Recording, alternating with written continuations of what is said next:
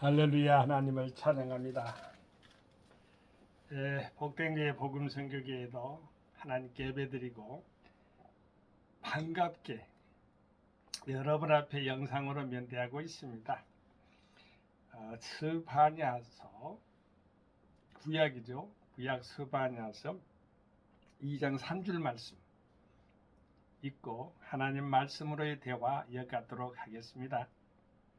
여호와의 규례를 지키는 세상의 모든 겸손한 자들아, 너희는 여호와를 찾으며 공의와 겸손을 구하라. 너희가 혹시 여호와의 분노의 날에 숨김을 얻으리라. 여기 숨김이 나왔으니까 원래 스바냐서는 아주 부드러운 이름이잖아요.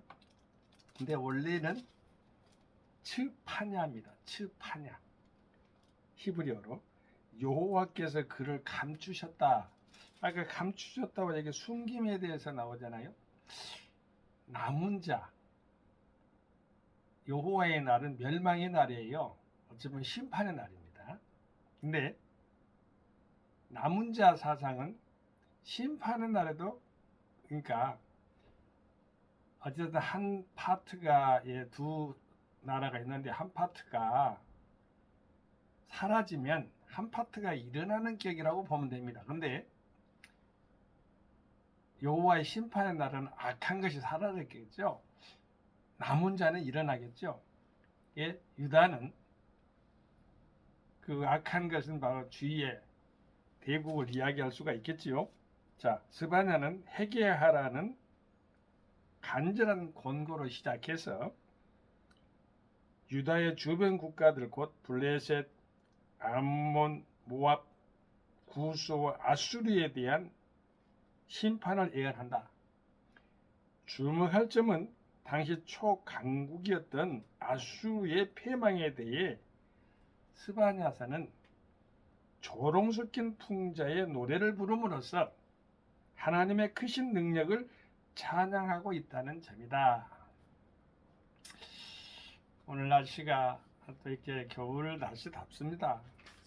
초겨울 날씨 같은데요. 오늘 본문 말씀을 통해서 우리에게 어떠한 하나님의 교훈을 주시는 것인가? 오늘 참 희망적인 스바냐서에 관계된 이 희망적인 말씀을 통해서 또한 소망을 갖게 되길 바랍니다. 자, 보세요.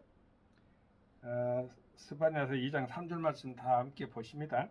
여호와의 규례를 지키는 세상의 겸손한 자들아. 자, 하나님의 말씀, 또한 율례, 규례, 율법, 전체적으로 보면 율법 그리고 하나님 말씀 이렇게 볼 수가 있겠고요.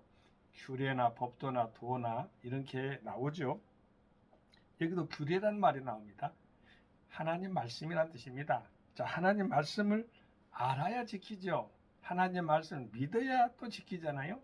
여기 보면 그런 사람들이 또 세상의 모든 겸손한 자들이라고 말하고 있습니다. 자, 하나님 말씀 안에서 살아가는 사람들은 하나님을 대적하지 않아요. 교만과 함께 다가오는 것이 뭐예요? 대적자들이죠. 사악한 사탄들은 하나님 아버지 아들 예수를 불신합니다. 그게 죄악이란, 그게 죄악 속에 사는 사람들이 그래요. 하나님을 찾지 않아요. 근데 여기 보면은 여호와의 규례를 지킨다고까지 말합니다. 그냥 하나님 말씀을 따라서 사는 것 이렇게 아니고 아버지 말씀을 지키면서 산다는 것은 의식화된 거예요. 더 한 걸음 더 신앙 의식화된 겁니다. 세상의 모든 겸손한 자들아. 겸손은 존귀의 앞잡이라겠습니다. 교만은 패망의 선봉이라고 그랬습니다. 하나님께 겸손한 우리가 되어야 될 줄로 믿습니다. 너희는 여호와를 찾으며, 우리가 찾아야 될 것이 있고 구해야 될 것이 있는데, 겸손한 자들이 하나님을 찾죠. 하나님 말씀을 찾죠. 하나님 말씀을 알아야 또 하나님 말씀으로 기도하죠. 하나님께 영광을 돌리는 자는 하나님께서 다 해결해 주시는 것입니다. 하나님을 찾지 않는 지도자는 교만방종합니다. 하나님을 아는 사람들은 겸손합니다. 겸허합니다. 섬깁니다. 한 걸음 더 나가서 희생합니다. 아버지의 나라를 위해서 살아가는 사람들이 원래 그래요. 너희는 여호와를 찾으며 그랬습니다. 할렐루야. 하나님을 우리가 찬양하고 찾는다는 것. 하나님 아버지를 안다는 사람들이 하나님을 찾겠죠. 그분이 어떤 분이냐? 여호와라는 것은 창조주를 말해요. 창조주. 에집트에서의 구속 해방자를 말해요. 또한 여호와 라파 할 때 나타나듯이 치료자. 하나님 말씀이 24개나 돼요. 여호와 라파, 여호와 샬롬, 여호와 이레, 여호와 찌드케누. 그렇죠? 많잖아요. 여호와 니시, 여호와 샴마도 있어요. 하나님이 거기에 거하는 그런 등등 이름이 많아요. 하나님 아버지의 이름은 왜 많을까요?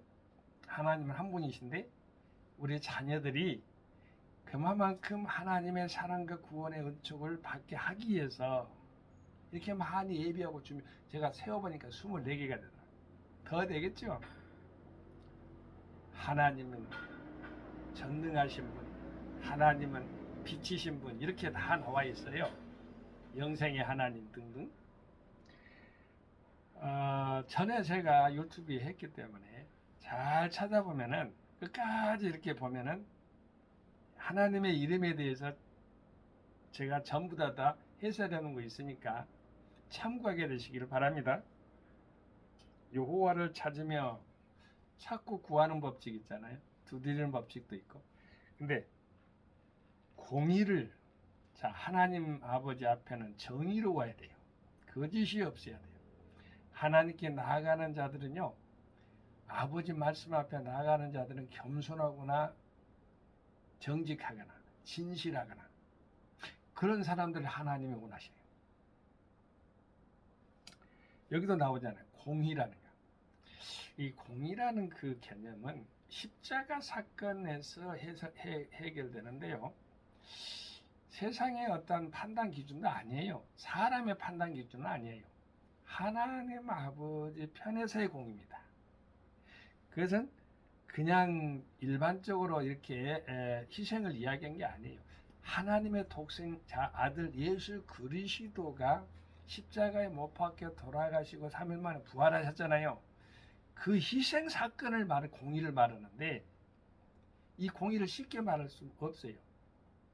왜? 하나님과 관계 있기 때문에. 우리가 어떠한 희생을 드린다, 어떤 봉사를 한다, 어떤 손해를 봤다, 어떤 이익을 봤다, 이거 다 나오잖아요. 근데 하나님의 공의는요, 세상의 가치 기준하고 달라요. 의와 죄와 의의 관계되기 때문에 하나님 말씀은 죄를 갖다가 사는 그 차원에서의 공의가 십자가 사건이에요. 그 공의가 바로 설 때, 즉 복음 전도겠지요. 여러분, 우리가 공의로운 것을 이야기할 때는요, 세상에 정치 보지 마세요. 정치는요, 그냥 관리자에게 이렇게 하나님께서 또 일반 국민 이름해 준 것이에요. 거기에 불과합니다.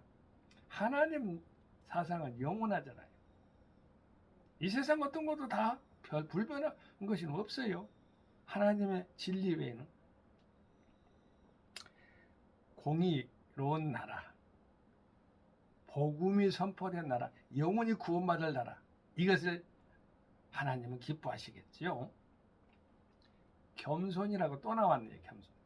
이 겸손에 대한 것이 내용이 상당히 많습니다. 제가 주제별 성경 편람 얘기 나왔는데요. 이 겸손에 대해서는 상당히 많은 글로 형성되었어요. 제가 그 부분 제가 읽어드릴게요. 겸손에 대해서 여러 가지가 있기 때문에 제가 하나를 찾아가지고 읽겠습니다. 겸손은 휴멀리티죠. 그러므로 하나님의 능하신 손 아래서 겸손하라. 때가 되면 너희를 높이시리라. 베드로전서 5장 6절 말씀입니다. 저희들은요 성경 이렇게 말씀을 쓰기, 성도들 청년들한테는 제가 쓰게 합니다. 청년에게는 청년들 하니까 그냥 막 대교회 같은 그런 물론 그렇습니다만 하나님의 편에서는 저희들은 청년부에게 쓰게 합니다. 자, 겸손은 기독교 최고의 도덕이다. 예수 그리스도는 가장 모범적인 겸손의 화신이다. 창조주 하나님께서 인간의 몸을 입으시고 낮고 천한 이 세상에 임하신 것 이상 더 귀하고 값진 겸손이 어디 있겠는가? 겸손은 하나님만이 전부요. 자기 자신은 아무것도 아닌 존재. 노바디죠. 여기는 마음가짐이다. 곧 우리 스스로는 아무것도 할 수 없으나 하나님은 모든 것을 하실 수 있음을 인정하고 시인하는 태도이다. 마태복음 19장 26절 말씀을 근거로 합니다. 이 겸손의 마음을 가진 사람이라야 비로소 자기보다 남을 낮게 여기고 다른 사람을 위하여 기꺼이 희생하게 되는 것이다. 빌립보서 2장 1절에서 8절 말씀에 나와 있습니다. 욥기서 2장 29절, 욥기서 22장 29절이죠. 네가 낮춤을 받거든 높아지리라고 말하라. 하나님은 겸손한 자를 구원하시느니라. 이렇게 나와 있습니다. 자, 잠언서 18장 12절 말씀. 잠언서 18장 12절 말씀. 사람의 마음에 교만은 멸망의 선봉이요 겸손은 종기의 앞잡이니라. 우리가 항상 많이 들었던 이야기잖아요. 자, 마태복음 23장 12절 말씀에 이렇게 나와 있어요. 누구든지 자기를 높이는 자는 낮아지고 누구든지 자기를 낮추는 자는 높아지리라. 낮추는 자가 높아진답니다. 빌립보서 2장 5절에서 8절 말씀 우리가 너무나 잘 아는 말씀이기 때문에 제가 읽겠습니다. 자, 보세요. 너희 안에 이 마음을 품어라. 곧 그리스도 예수의 마음인 그는 근본 하나님의 본체시나 하나님과 동등됨을 취할 것으로 여기지 아니하시고 오히려 자기를 비어 종의 형체를 가져 사람들과 같이 되었고 사람의 모양으로 나타나셨음에 자기를 낮추시고 죽기까지 복종하셨으니 곧 십자가에 죽으심이라. 하나님은 우리를 이렇게 말씀하고 우리가 법칙이 있어요.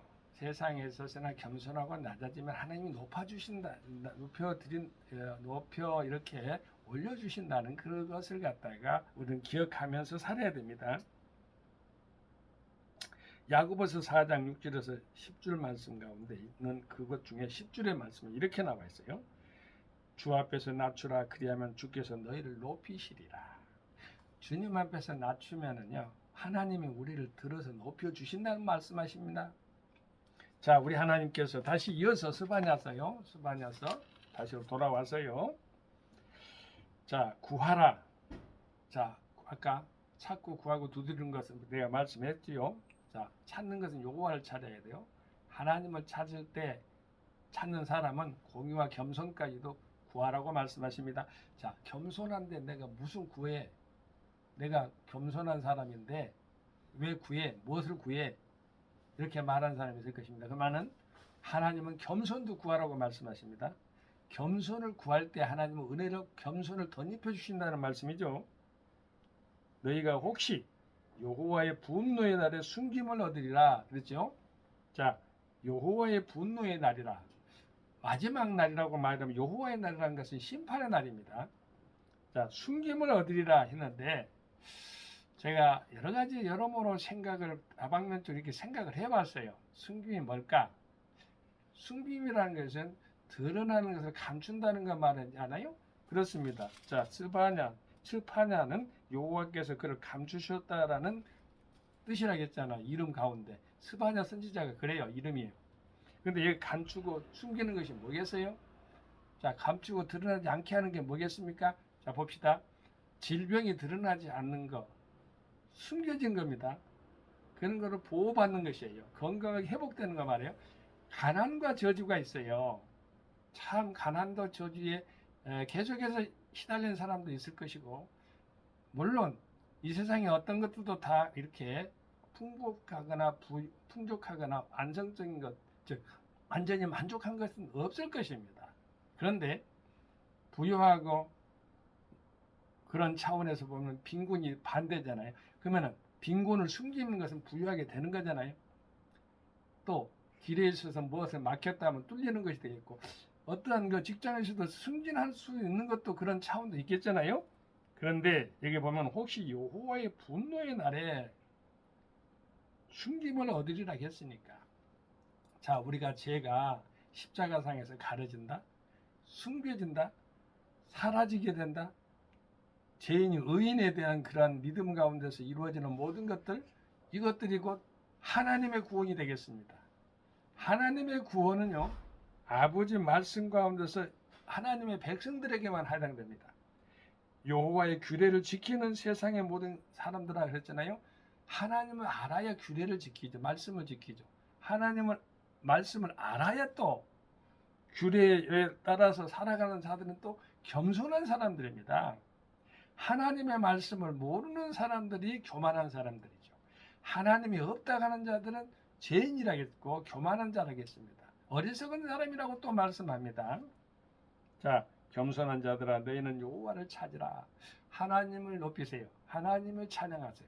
하나님 아버지께 나아갈 때 하나님께 감사하며 기뻐하세요. 하나님 아버지는 그 영혼을 통해서 아버지는 모든 것들이 풀어지게 하시는 그러한 축복의 역사가 임한다는 것을 기억하게 되시기를 바랍니다. 하나님의 공의는 세상의 공의와 아까 다르다고 그랬잖아요. 세상의 것은 정의와 이렇게 보면 공평 이렇게 딱 이렇게 서울초처럼 이렇게 이런 식으로만 생각하는데 하나님의 법칙은 다르다는 거예요. 죄와 함께 의 관계된 그 십자가 사건이 놓여 있기 때문에 그런다고 제가 말씀했잖아요. 복음을 전파할 때만이 공의가 완성되는 거예요. 선교사들이 그래서 중요해요. 영혼들을 향해서 복음을 전파하는 것 참 중요한 것입니다. 겸손을 구하라. 너희가 혹시 여호와의 분노의 날에 겸손도 구한다는 것 참 은혜스럽더라고요, 제가요. 자, 하나님 말씀 가운데서 겸손한 자들이 있는데 나는 겸손하다, 온유하다 이렇게 많은 사람들이 들을 수가 있어요. 그런데 그 겸손도 구하라는 것입니다. 우리 하나님께 구하는 자에게 주신다고 했잖아요. 그래서 겸손은 구해야 되는 것입니다. 그리고 여기 보면 여호와의 분노의 날에 순종을 받아야 되는 것인데 치료함을 받는 것입니다. 하나님 아버지께 치료함을 받을 때는요, 영혼, 육, 정신, 환경까지도 다 주의 십자가 보혈의 피로 말미암아 씻김을 받았기 때문에 치료가 임하는 것이에요. 우리 하나님은 살아계십니다.